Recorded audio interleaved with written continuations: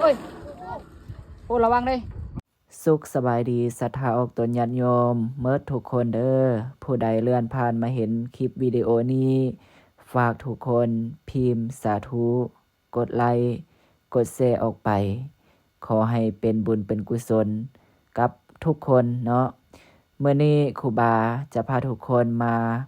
หับส้มกับภาพบุญภาพกุศลภาพบรรยากาศพ่อแม่ครูบาอาจารย์ไอจัวไอเนนจากวัดทัดภูเวียงได้ขึ้นไปนำเอาเศรษฐสัตว์อยู่เทิงจอมผาเวียงลงมา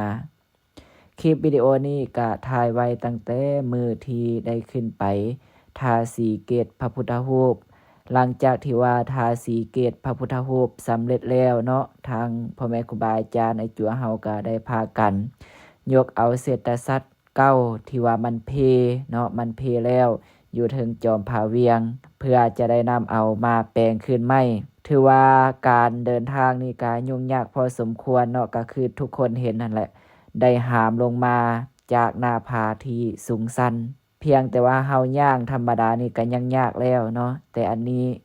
ยังได้แบกเศรษฐสัตว์ใหญ่ๆลงมานี่ก็ถือว่าโอ้ยากพอสมควรแต่ทุกอย่างก็ผ่านไปด้วยดี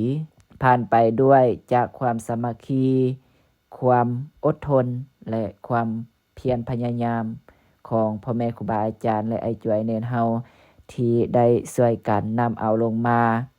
จนสำเร็จก็ฝากทุกคนเนาะที่ได้ผ่านมาเห็นคลิปนี้บ่ว่าจะเป็นพ่อแม่ครูบาอาจารย์ออกตนญาติโยมทุกคนเนาะที่ได้เลื่อนผ่านมาเห็นคลิปนี้ก็ฝากทุกคนพิมพ์สาธุกดไลค์กดแชร์ออกไปเพื่อเป็นบุญเป็นกุศลเนาะบอกข่าวเปล่าเตือนต่อๆกันไป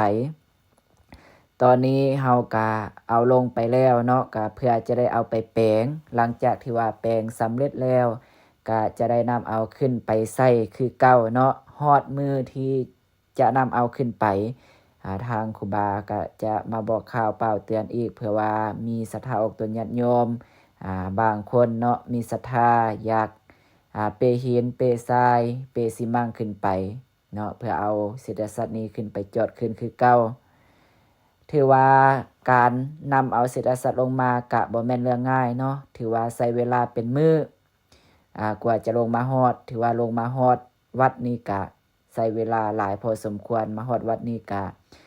ประมาณ 7:00 นปลายถือว่าค่ำมืดเลยเนาะอันนี้ก็ถือว่าเป็นคลิปวิดีโอที่ครูบาอาจารย์เฮาขึ้นไปนำเอาเศรษฐสัตว์ขึ้นมาเนาะก่อนไปก็อย่าลืมออกตนญาติโยมเนาะฝากกดไลค์กดแชร์เอาบุญเอากุศลนำกันและก็ขอให้ทุกคนที่ได้เห็นก็ขอให้ได้บุญได้กุศลร่วมอนุโมทนาสาธุบุญ